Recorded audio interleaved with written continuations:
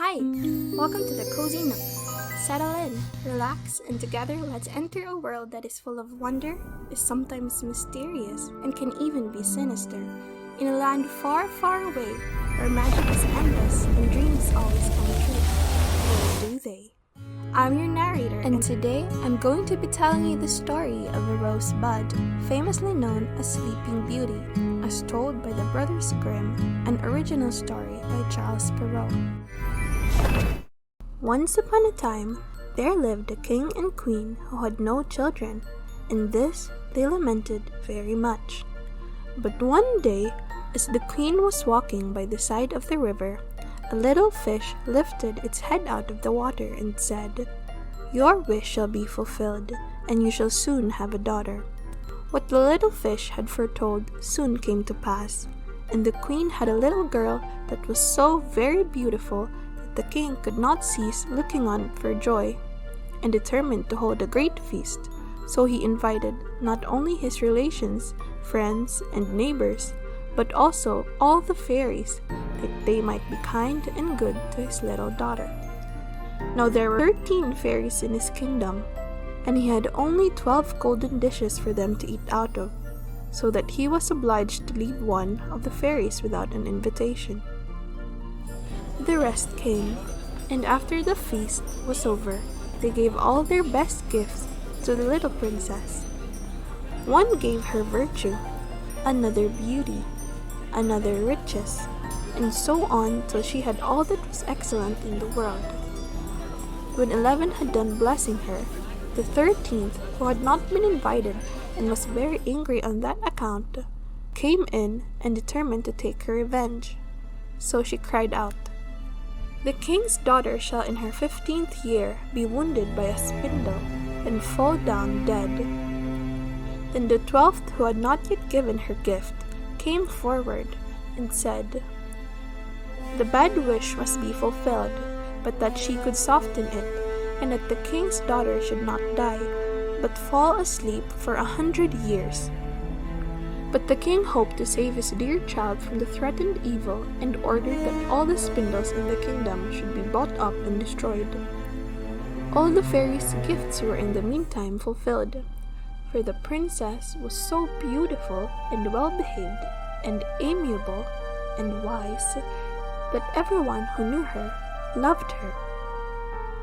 Now it happened that on the very day she was 15 years old, the king and queen were not at home, and she was left alone in the palace. So she roved about by herself, and looked at all the rooms and chambers, till at last she came to an old tower, to which there was a narrow staircase ending with a little door. In the door there was a golden key, and when she turned it, the door sprang open, and there sat an old lady spinning away very busily. "Why, how now, good mother?" said the princess. "What are you doing there?" "Spinning," said the old lady, and nodded her head. "How prettily that little thing turns around," said the princess, and took the spindle and began to spin. But scarcely had she touched it before the prophecy was fulfilled, and she fell down lifeless on the ground.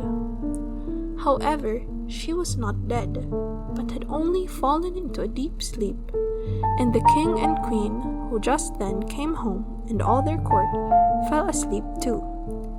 And the horses slept in the stables, and the dogs in the court, the pigeons on the housetop, and the flies on the walls. Even the fire on the hearth left off blazing, and went to sleep, and the meat that was roasting stood still, and the cook, who was at that moment pulling the kitchen boy by the hair to give him a box on the ear for something he had done amiss, let him go, and both fell asleep, and so everything stood still and slept soundly. A large hedge of thorns soon grew around the palace, and every year it became higher and thicker, till at last the whole palace was surrounded and hid, so that not even the roof or the chimneys could be seen. But there went a report through all the land of the beautiful sleeping rosebud, for so was the king's daughter called, so that from time to time several kings' sons came, and tried to break through the thicket into the palace. This they could never do, for the thorns and bushes laid hold of them as it were with hands, and there they stuck fast and died miserably. After many, many years, there came a king's son into that land, and an old man told him the story of the thicket of thorns, and how a beautiful palace stood behind it, in which was a wondrous princess called Rosebud, asleep with all her court. He told, too, how he had heard from his grandfather that many, many princes had come, and had tried to break through the thicket, but had stuck fast and died. Then the young prince said, "All this shall not frighten me. I will go and see Rosebud." The old man tried to dissuade him, but he persisted in going. Now that very day were the 100 years completed, and as the prince came to the thicket, he saw nothing but beautiful flowering shrubs, through which he passed with ease, and they closed after him as firm as ever. Then he came at last to the palace, and there in the court lay the dogs asleep, and the horses in the stables, and on the roof sat the pigeons fast asleep with their heads under their wings. And when he came into the palace, the flies slept on the walls, and the cook in the kitchen was still holding up her hand as if she would beat the boy, and the maid sat with a black foal in her hand ready to be plucked. Then he went on still further, and all was so still that he could hear every breath he drew, till at last he came to the old tower and opened the door of the little room in which Rosebud was, and there she lay, fast asleep, and looked so beautiful that he could not take his eyes off, and he stooped down and gave her a kiss. But the moment he kissed her, she opened her eyes and awoke, and smiled upon him.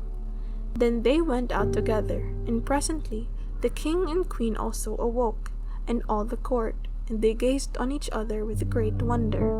And the dogs jumped about and barked. The pigeons took their heads from under their wings, and looked about and flew into the fields. The flies on the walls buzzed away. The fire in the kitchen blazed up and cooked the dinner, and the roast meat turned round again. The cook gave the boy the box on his ear, so that he cried out, and the maid went on plucking the fowl. And then was the wedding of the prince and Rosebud celebrated, and they lived happily together all their lives long. Thanks for watching. Please leave a like, comment, and subscribe to help my channel grow.